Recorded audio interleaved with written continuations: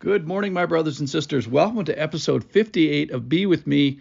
We're in the gospel. We're not the gospel. We're in the book of Acts. And yesterday we learned of a man in crisis because he was out of fellowship. And that was Saul. Remember that? He was on his way to Damascus. A great light flashes around him. He meets Jesus. He falls to the ground. He hears a voice saying, Saul, Saul, why are you persecuting me? And he has a great question. He says, who are you? And he said, I am Jesus, who you are persecuting. And then he tells him to go into Damascus. So the people you're traveling with, they're speechless. He's blind. He has to be led in by hand. He rises from the ground, though his eyes were opened and he saw nothing. So they led him by the hand and brought him into Damascus. So that was yesterday. That's from Acts chapter 9. We're going to pick it up in verse 9 because we're going to find out another man is in Damascus who's also having a crisis. Today is the crisis of a man in fellowship. We'll find out his name in a second. It's Ananias. Verse 9, and for 3 days Saul was without sight and neither ate nor drank, which means he's near death. Verse 10, now there was a disciple at Damascus named Ananias. The Lord said to him in a vision, Ananias, and he said, here I am, Lord. A better answer than Saul's answer. And the Lord said to him, rise and go to the street called Straight, and at the house of Judas look for a man of Tarsus named Saul, for behold, he's praying. And he has seen in a vision a man named Ananias, you, come in and lay his hands on him so that he might regain his sight. But Ananias answered, Lord, I have heard from many about this man, how much evil he has done to your saints at Jerusalem. And here he has authority from the chief priests to bind all who call on your name. But the Lord said to him, go, for he is a chosen instrument of mine to carry my name before the Gentiles and kings and the children of Israel. For I will show him how much he must suffer for the sake of my name.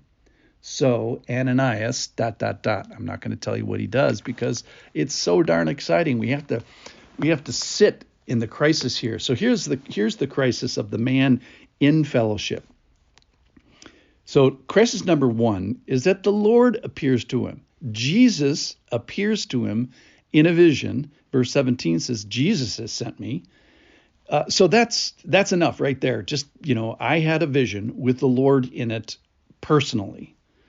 All right. The second crisis is the Lord tells him to go somewhere, get up and go. And this is kind of like an immediate sort of a thing. So there's somewhere to go. So Jesus is there, tells him, number 2, there's somewhere to go. Now, here's where it gets interesting. So far, it's kind of all rainbows and puppies. Crisis number 3 is, hey, by the way, look for Saul. And ironically, Saul was literally looking for him to arrest him. So there's a big flip of the coin here. So look for the one who is looking for sight. Look for the one who's looking for you. Look for the one who needs to be transformed. Look for the one who needs a new name and a new job and a new friend and new fellowship. And then here's kind of the kicker. Behold, tada, he's praying. And you get the sense that he's praying correctly. And crisis number 4, I, the Lord Jesus, have given him, Saul, a vision of you, Ananias, coming to him. So you are in the bad guy's vision. Crisis number 5 is, here's what the vision is. You lay hands on him and he regains sight. Now, I would imagine that Ananias has absolutely no experience with this, or if he does have experience with this, it's not very much. I think this would be a risky business. A blind person sitting before you, you reach out your hand and you say, be sighted, and the guy is sighted. This has not happened very many times in world history. And by the way, now, Ananias, you're my guy for this. All right.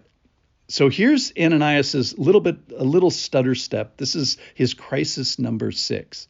And he converses with the Lord, and he kind of says, hey, Lord, are you aware of who this Saul is? I'm not complaining, but I'm making an observation.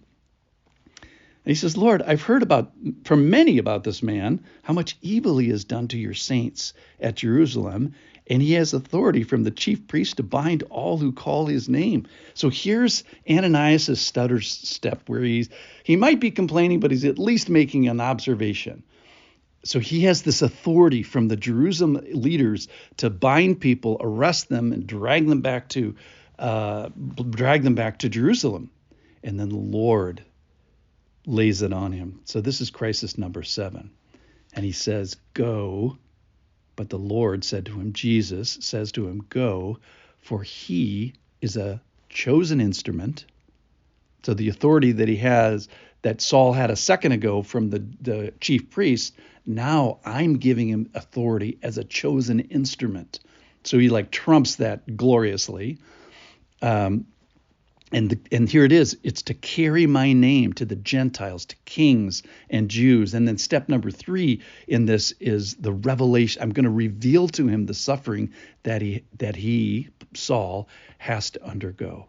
So here's the crisis of faith that Ananias has to get through is, do I believe this? And will I obey what's on my plate right now? Will I risk my life, go in the direction the Lord said, find this murderer, reveal myself to him as a Christian, lay hands on him, actually touch him, risk him getting cited or even not cited? It's the biggest moment of my life. I've already stuttered once on step number 6. Am I going to stutter again? So Ananias has this huge decision point. All right, so here are the applications. Number 1, if you get a vision and Jesus is in the vision, your response, I think would be a good one, would be, here I am, Lord, rather than, who are you, Lord? Secondly, what are you God's chosen instrument for? Who are you to go to? What is your gift? Is it prayer? Is your gift of service? Do you have the gift of compassion? Do you have the gift of giving? Do you have the gift of administration? Do you have the gift of teaching English as a second language? Do you have the gift of hospitality? In other words, how will you carry my name to the people that I've gifted you to go to? And finally, that is, obey what's on your plate with the decision point. Stick around. Thanks for listening. Come back tomorrow. You're going to find out if Ananias obeys or not.